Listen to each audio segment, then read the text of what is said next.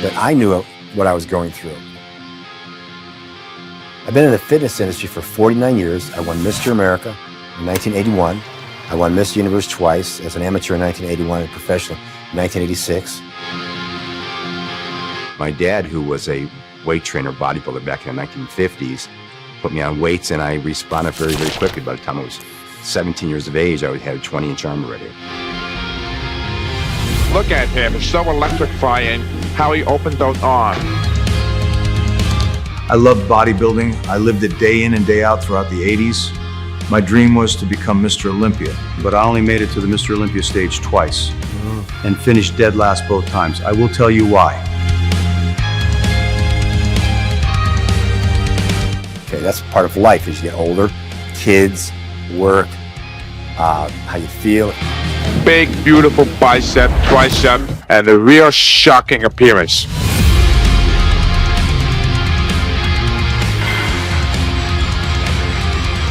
Lance competed in only 2 Mr. Olympias in his life. How can a physique like this end up in last place? When I took last place in the Mr. Olympia twice, it didn't stop me.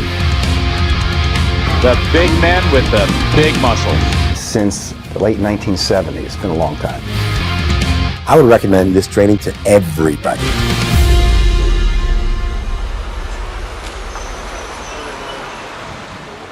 Thomas, most guys are interested in arms and chest. You know, both know that. Doesn't matter what age they are. Because what hangs out of your sleeve, your arm, right? Okay, so they don't want a pencil hanging there. They want a bicep and a tricep. When I was 17 years old, I already worked my arms up to 20 inches. And when I used to compete, I was known to have a bicep that would go past the elbow, almost like a brick. Holy cow. It's sitting on top of your arm. It was actually quite different to look at because usually you would see it rounded. Yeah, totally. Mine was flat at the top, brick like on the end. Okay. And I find all the years I've been doing exercises, particularly bicep exercises, that most people hold the dumbbell incorrectly. They want to use the overload principle, which basically you use the weight of the dumbbell to fully engage the lower bicep. Of course, the function of the bicep is to supinate the forearm, okay? So if you're in a full supination position, through full range of motion, the lower biceps engage more thoroughly. I would hold the dumbbell so it's overloaded so that the little finger is against the plate on the inside, so you're using the weight.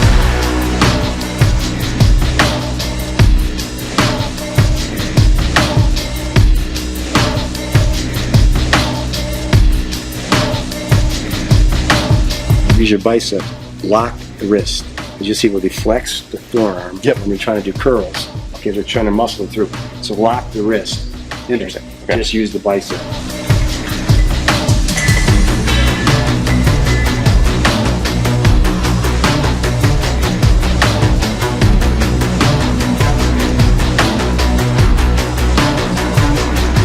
Most important thing with your incline curl is try to keep your elbows back. Make the bicep do all the work.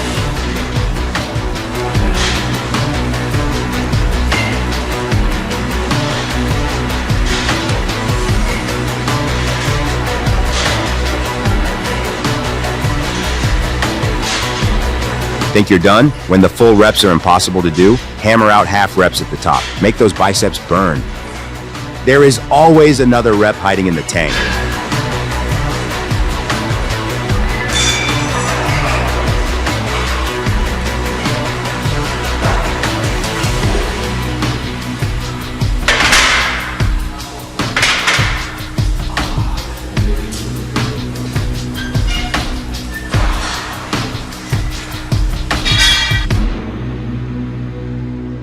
Well, testosterone starts to decline right around the age of 30, which is young, about 1% per year, okay? And we get into the 40s, it starts to accelerate even more. That's when you start to see a lot of muscle mass dissipate on men. If you don't have normal testosterone levels or good testosterone levels, it's hard to be a man. Working out hard.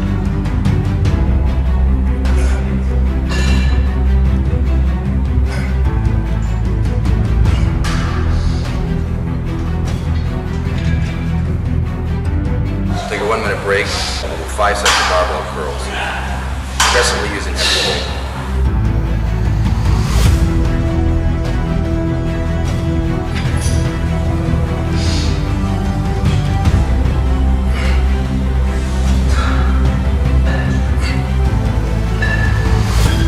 Barbell curls are a timeless classic. Every great bodybuilder has relied on it. You can never go wrong with them. No matter your experience level, they're one of the best exercises for building bigger, stronger biceps. Stick with them and your arms will grow.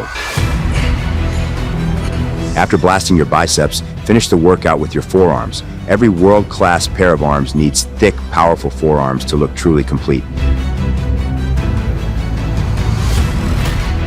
Two essential exercises for building them are reverse curls and wrist curls. You know, in the old days, we were told pump the muscle, pump the muscle, pump the muscle.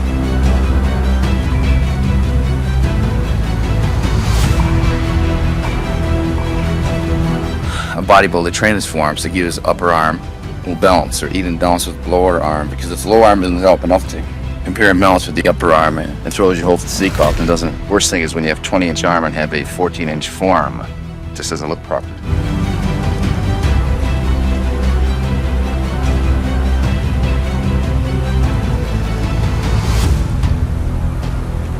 Next up, the muscle that makes up roughly 2/3 of the upper arm, one of my strongest body parts, the triceps.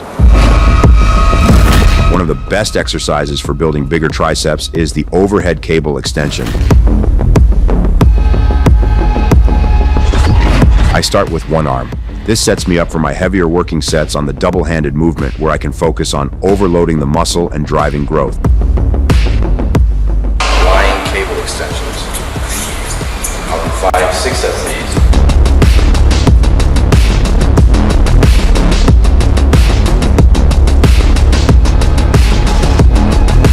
By placing your arms overhead, the exercise puts the long head of the triceps under a deep stretch, something many other tricep movements don't achieve.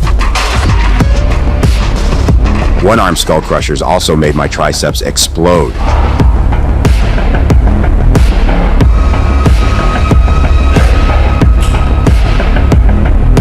Back to my favorite tricep movement that will make anyone's tricep blow up.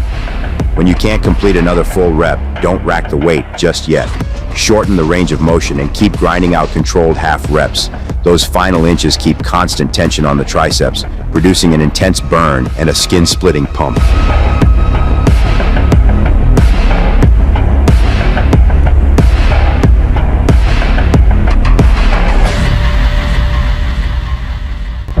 It's time for the back. One of my favorite and most dominating body parts. Everybody loves a thick, wide back. First exercise, pull downs, both from the front and behind the neck. This will pump your back up effectively and build that width before moving on to the first rowing exercise. Squeeze it hard and control that muscle.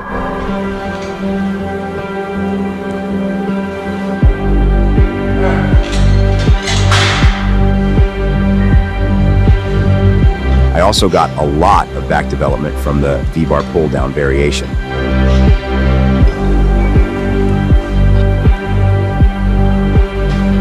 I like everything about training back, the difficulty of not being able to see the muscle, visualizing it, the different angles. The back is a very large muscle group. That's why you see me incorporated so many various exercises into my back program. This is my first set of bent row. I do 6 of these. Dumbbell rows while laying on a bench. This lets you isolate those lats for real thickness throughout the back. This exercise is really good for thickening the back. You got to grow to row, and that stands true to this day. You can't grow without a row.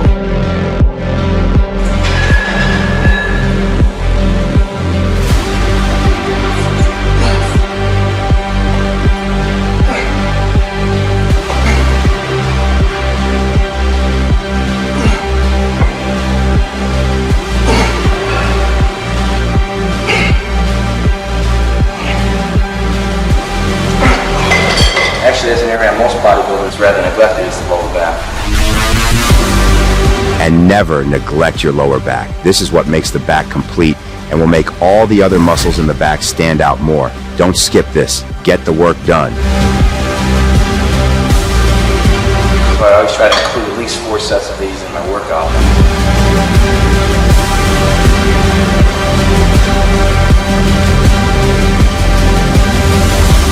Now let's see what we've been building.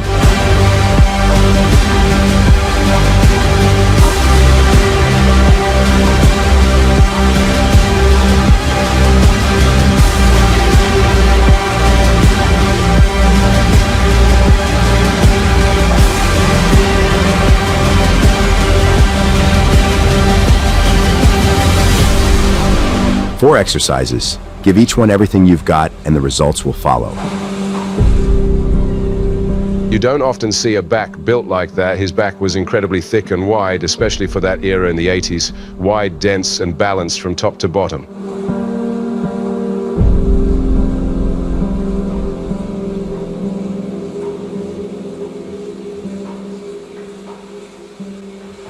That completes the back program.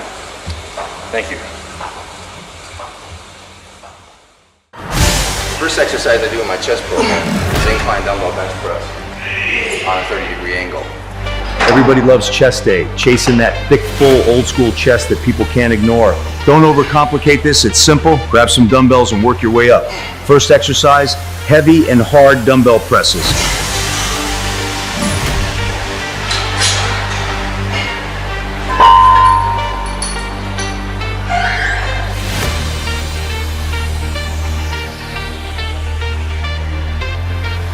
This will make that side chest pop out.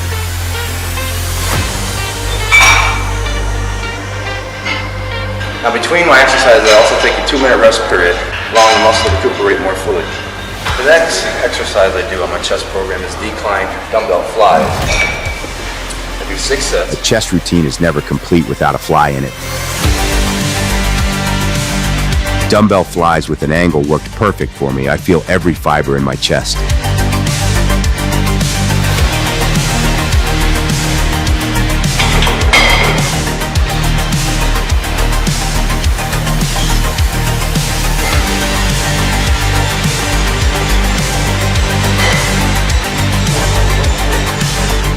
Chest workout lasts around 45 minutes, and I do approximately 15 to 20 sets.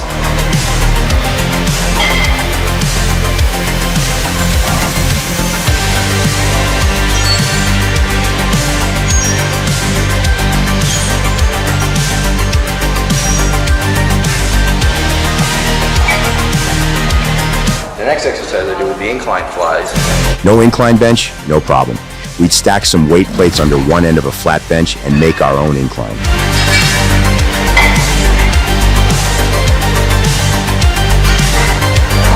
Focus on feeling that stretch before you explode back up.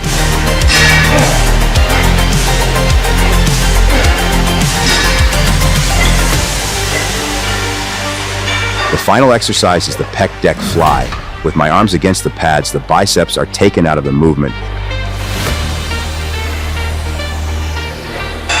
If you're pulling ugly faces, you're doing it right.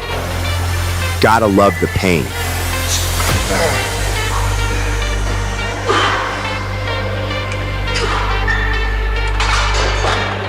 Usually at the end of each training program, I do a few minutes of posing for the muscle that I've worked.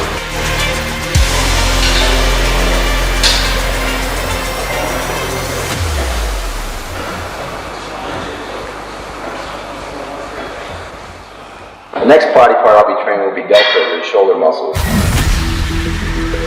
Start off with a warm-up set and go right into side lateral raises. Shoulder width is always the #1 priority for me, so I go straight into side lateral raises, making those delts burn from the get-go.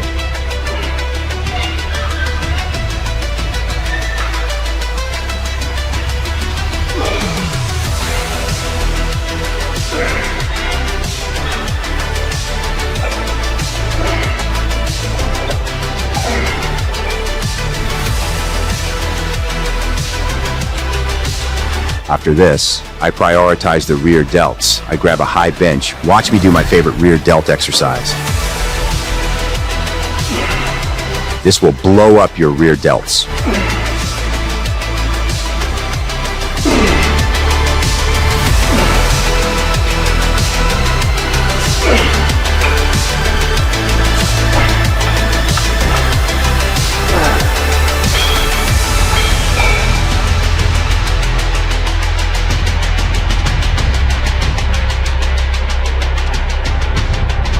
Then it's back to the side delts, the one-arm lateral raise.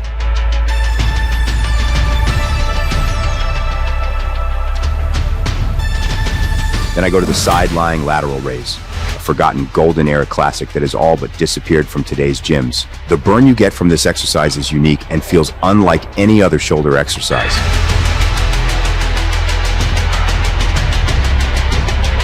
It's a tremendously difficult exercise.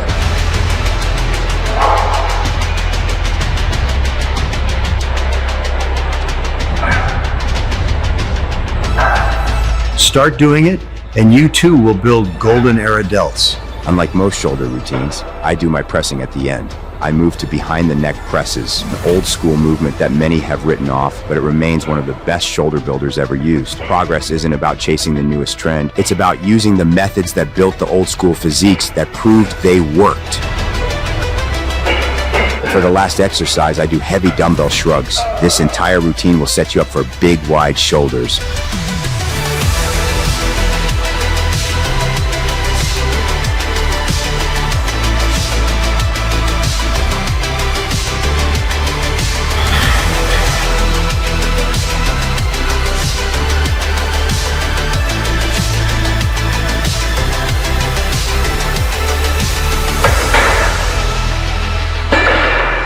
That concludes my deltoid workout. All I can say is try it my way, and you might find that your shoulders probably will grow quicker. Thank you. Have a good day. A set of old school golden era legs, that's what we're building next. Thick, powerful quads, sweeping thighs. The kind of lower body that completed the classic physique. You know what time it is? Leg day.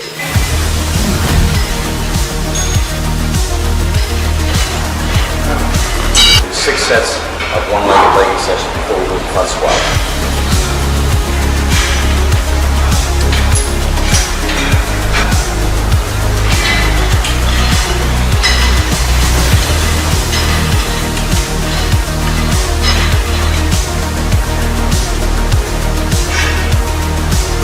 There was a sign at the squat rack that said, "Ask for a spotter if you're not confident." Back in my day, there was no such thing as skipping squats. If you wanted massive legs, you earned them under a barbell.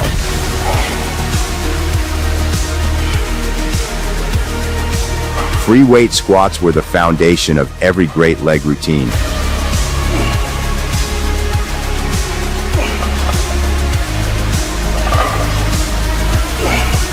Do your squats.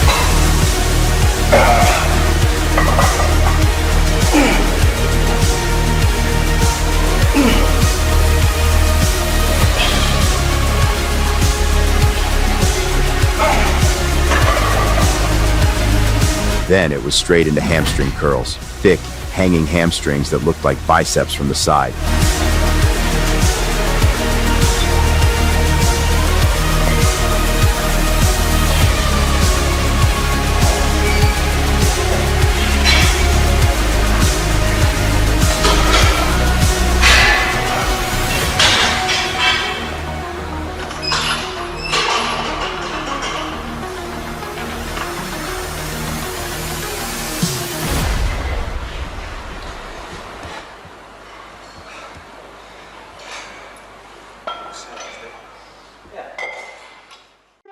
Well, I won the Mr. America title in Las Vegas in 1981, Caesar's Palace. Because of winning that title there, qualified me to go to the Mr. Universe. I was named the best bodybuilder in the world at that point. After this, in 1982, it was time for his first Mr. Olympia. It was in Olympia that the Greeks erected statues to glorify the human physique. And so it's from Olympia that we bring down to you our competitors for this year's 1982 Mr. Olympia competition. Competitor number 15, Lance Dreher.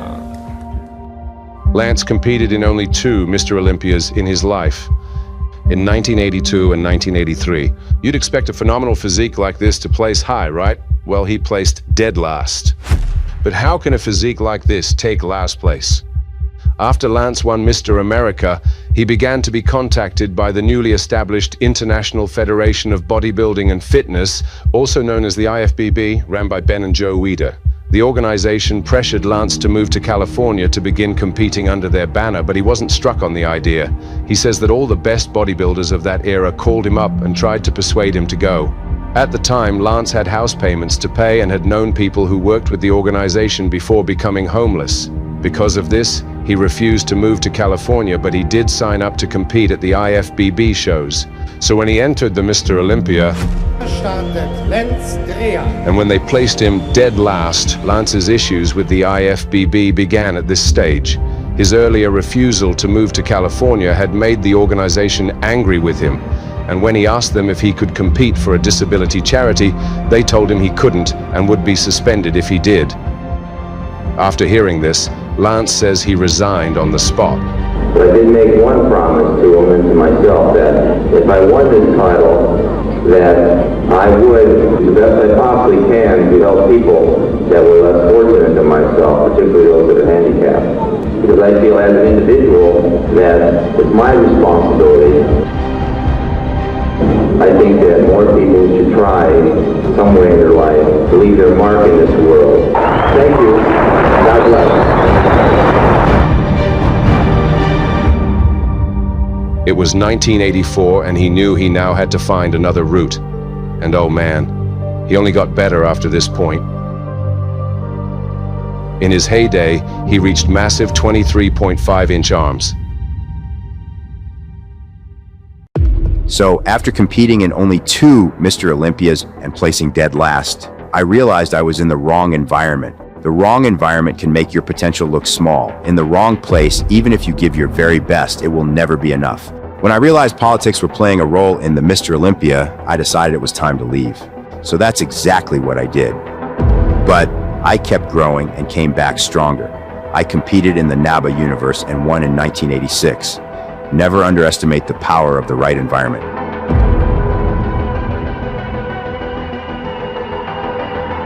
Leaving the wrong environment was the best thing I did so I could grow more.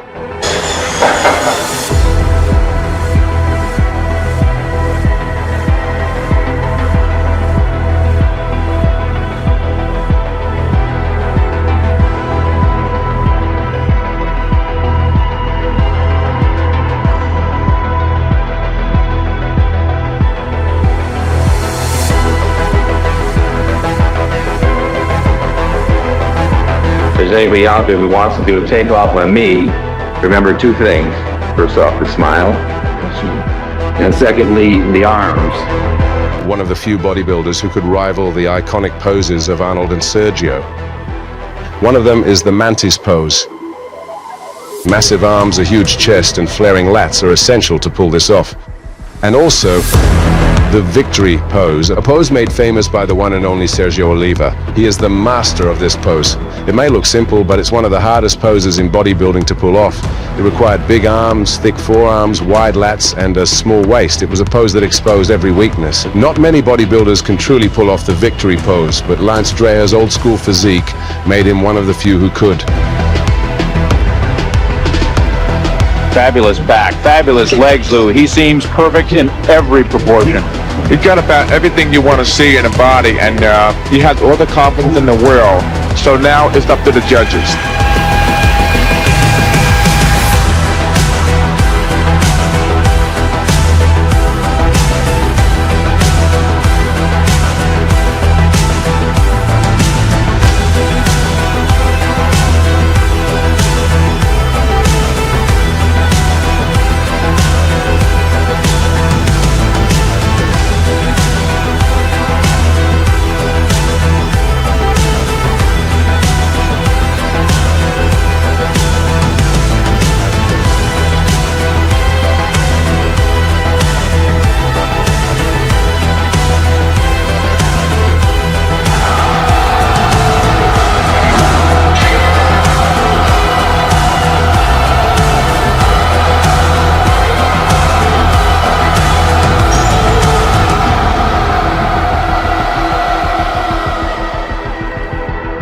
One day you'll wish you could train like you do today. Don't waste the opportunity. When you look back, make sure you have no regrets. Train like time is running out, because it is. You'll find that if you do the exercises properly like I have, you might just get the same development. Good luck, stick with it, and see you later.